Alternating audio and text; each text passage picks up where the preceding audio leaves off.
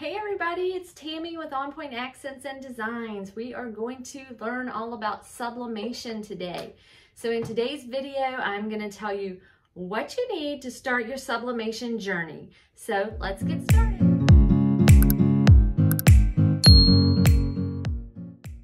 Okay, welcome back in. Welcome if you're new. If you are new, please hit that subscribe button to tune in for more videos like this. Today, I'm just going to go over with you what you need to start your sublimation journey. Sublimation, I love sublimating. I'm going to take my glasses off because they are glaring and it looks like I have purple eyes or something because I have that blue blocker in my glasses. So I'll take the glasses off and we're just going to go over really quickly what you need, just the basics to start sublimating. Okay, so first of all, you need a sublimation machine. The one I use is an EcoTank 2720, and I'm going to show you that in a minute because we're going to sublimate. It's the easiest because converting is so easy. It comes with regular ink. You do not put it in there. You just buy some sublimation ink like I have right here, sublimation ink. You can use whatever, Hippo, Cosmo inks. Try them out, see what you like the best, and go from there. But make sure that when you start your EcoTank that you put the sublimation ink in. If you put the regular ink in, you're kind of in trouble. My husband did that to mine by accident, and it's now the printer in the other room because it would have been just too much to clean it out. We needed a printer for the other room anyway. I do my stickers on that printer. And then we bought another one that I use for sublimation. So when you open it up, toss the ink, sell the ink, or pour the ink out and save the bottles, but do not put it in your EcoTank. Make sure you're putting sublimation ink in. And they sell sublimation inks that fit right in there into that little nozzle, and so easy to squeeze in, no mess, no fuss. It's not like converting the old Epsons. This is simple, quick, and you're on the go in a few minutes. Okay, the next thing that you're gonna need is sublimation paper. I've tried a lot of sublimation paper. My favorite is A-Sub sublimation paper. Love the A-Sub. Kangaroo paper is okay. I would say that I didn't personally get as vibrant results with the Kangaroo paper as I did with the A-Sub, but I would say Kangaroo would probably be my second choice if I were out of A-Sub paper.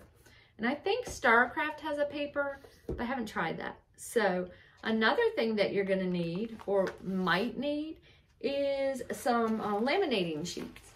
Because if you have laminating sheets, you can put this on wood, you could put this on bookmarks, just about anything that's flat, and you can sublimate on the laminating sheets. So you don't have a substrate that is specifically for sublimating, you could use this. I've used this for wood signs, so that's something that you might come in handy for you. You're going to need alcohol if you're sublimating on a cup, earrings, coasters. You need alcohol to clean it. You're going to need a lint roller, especially for shirts. You want to make sure there's no dust, there's no lint, there's no dog hair, there's nothing on it, because once that heat hits it, it's going to turn a weird blue color and your shirt's ruined, or your project, whatever project you're doing, is ruined. You're going to need some heat-safe gloves because it is hot. I have burned myself because I'm impatient. I can't wait to peel and look at my beautiful creation, and so I have burned myself, but you do need those. I got mine from Amazon. You need heat-safe tape. It comes in all different shapes and sizes. You want to get a big tape dispenser to use with these big rolls, because when you're taping, say I was taping this mug up, I would have it down, but I would be covering it, so I'd only have like one hand to use to put the tape on. So a tape dispenser comes in handy. You're going to need a heat press or You could use a Cricut mini press, or you could use the giant Cricut press, but make sure you're not wiggling it around. And when you go down to sublimate, you go straight down, you hold it in place, do not fidget at all. If you do, you'll get ghosting. Ghosting is shadowing, and it ruins your project. Then when you pull it up, make sure that you pull straight up. And that's how you could sublimate with the Cricut Easy Press or another handheld press like that. You want to always make sure you tape your design into place so that it's not wiggling around and you're not getting that ghosting. And let's see, what else? Oh, I always use blue. I'm gonna go over this again. I know a million times. I use the blue tape with my shirts because I have found that this yellow tape leaves residue on some shirts. I don't know if it's the brand of shirts. I don't know what it is, but I've had that problem. So now I only use the blue when I'm doing shirts. So let's see. Those are basically what you need to get started sublimating. That's really all you need. You need the printer. You need the ink. You need some sort of substrate. This is a Cricut coaster. You can get substrates almost anywhere. Amazon, Heat Press Nation, Pro World, all of these places. But what you want to remember is you can't just sublimate on anything. You can't go to the Dollar Tree and get a mug and sublimate on it. It's not going to work. They have a special coating on them for sublimating. And so you have to have the sublimation substrates to do it. Now you could go get a mug at Dollar Tree, you could put vinyl on it. People just can't wash it in the dishwasher. It's not microwavable safe. When you sublimate, it is dishwasher and microwavable safe, and it's not going anywhere. It's permanent. So that's the good thing about it. And it allows you to do complex designs. Like, we're not gonna layer, I mean, you might. I'd never layer a design that looks like that. I don't have the time or energy for it. So it allows me to do very complex designs very quickly because I'm just doing it on my computer. Oh, so what else do you need? You need a computer. I always print through Silhouette Design Space. My Cameo is right here. Now you don't even need that on for sublimating because you're not going to be using it. You're just going to print through there. And there are specific print settings that you need for sublimating. It will make your print more vibrant and high quality. You need it to come through the printer very slowly. And I will do a separate video on how to set those print settings for you. But yeah, you do need that. So that's basically all you need to get started with sublimating. So now let's go ahead over to the sublimation printer and let's print a sublimation design and do one. And it's going to start printing here in a second. My Wi-Fi is a little slow today. Maybe a lot of people on the computer or something, but it'll start printing in a minute. And there it goes. I'm going to move my computer out of the way and you can watch it print.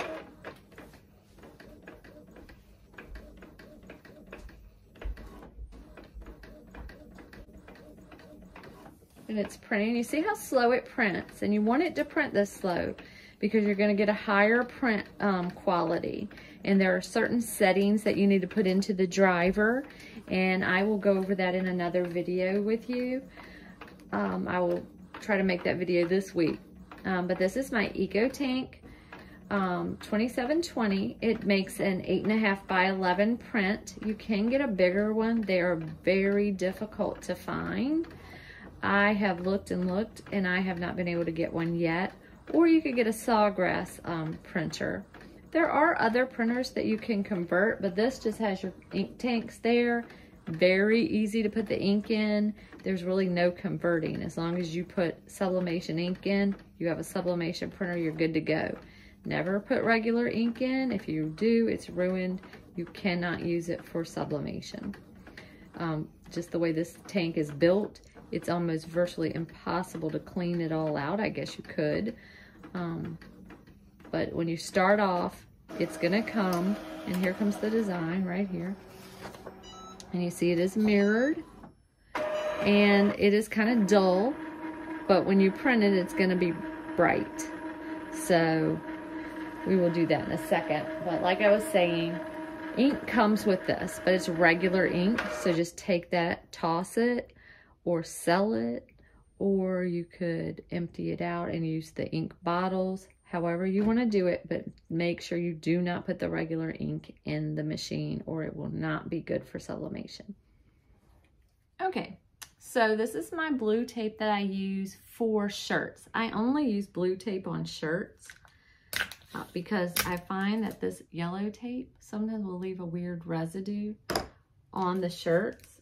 So I always use blue tape for shirts. You can test out and see, you know, what you want to do.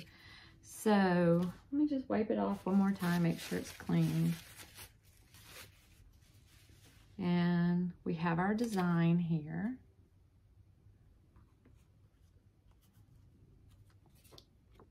And I'm gonna put that down. Just kind of eyeballing it because I'm doing it on the fly with you guys, and I'm just gonna use this for myself. It's probably not centered, it doesn't look centered, but a tape dispenser comes in handy because you only have one hand to do this with. So I'm just gonna put this up at the top there because you don't want this to move. If it moves, if your image moves when you're pressing it, you're gonna get ghosting. And what ghosting means is it's just a shadow. It's not gonna be a good print. It's not gonna look good. So you don't want ghosting. I've had ghosting on many things and it's not a good look. Okay, so we've got that on there. Put my scissors back over here. And then you're gonna wanna put a piece of paper over this. I just have my A-sub paper that I was using. And just for time's sake, I'm gonna use my little mini press here. I have it on 400 and I'm doing it for 60 seconds. With sublimation, you don't need a lot of pressure. So like when you're doing vinyl, pressure is very important. With sublimation, it's the heat and the length of time you do it that's important. It is not the pressure. So you really don't need a lot of pressure when you are sublimating. You just need the specific heat and you need to leave it on for a specific amount of time. You want to make sure that you're not moving this around at all. You just want to put it down, and then when we go to pick it up, we want to pick it straight up. Don't move it. If you do, you're going to get ghosting, I guarantee it. It's going to be really hot, so we don't want to touch it right away. I do have some heat-safe gloves, and I will put those on here in just a second. I should have put them on before so that I could have just showed you guys real quick. All right, so we got to the 60 seconds, and I'm going to leave it for just another 10 seconds.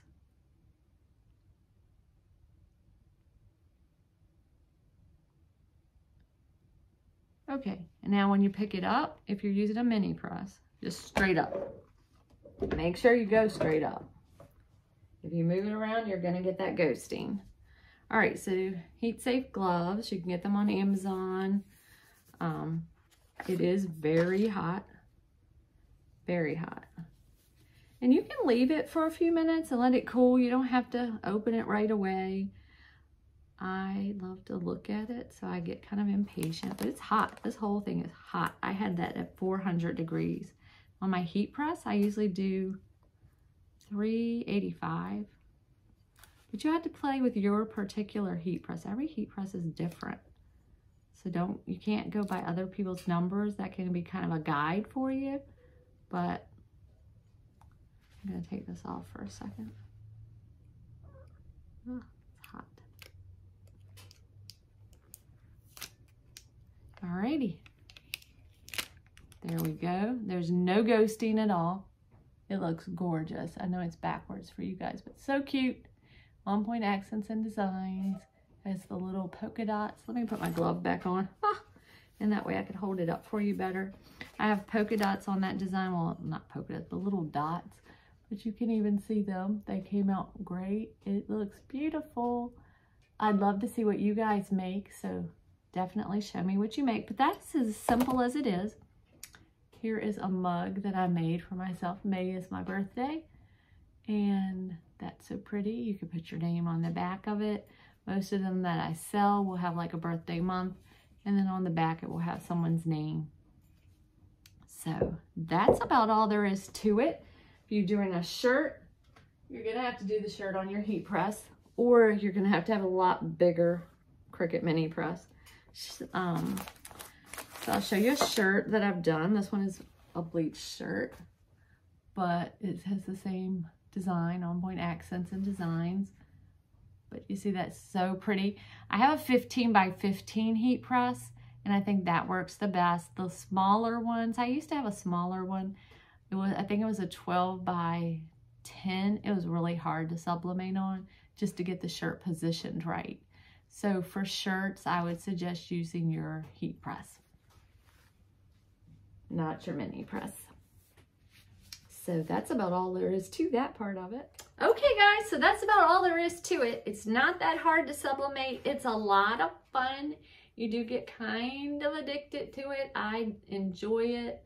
I have a lot of fun with it. I love to make earrings. Earrings are my favorite thing to make as far as sublimating. I can make them to match any t-shirt. I can also make them to match. I can make a mug to match. I can make a coaster to match. I can make a t-shirt to match, and matching earrings. Voila, a present, a gift set. So happy sublimating. If you have any questions, please leave your questions in the comments and I'm happy to get back to you. Thank you for watching. Please like and subscribe. Follow me on Facebook and Instagram and have a great day. Thank you.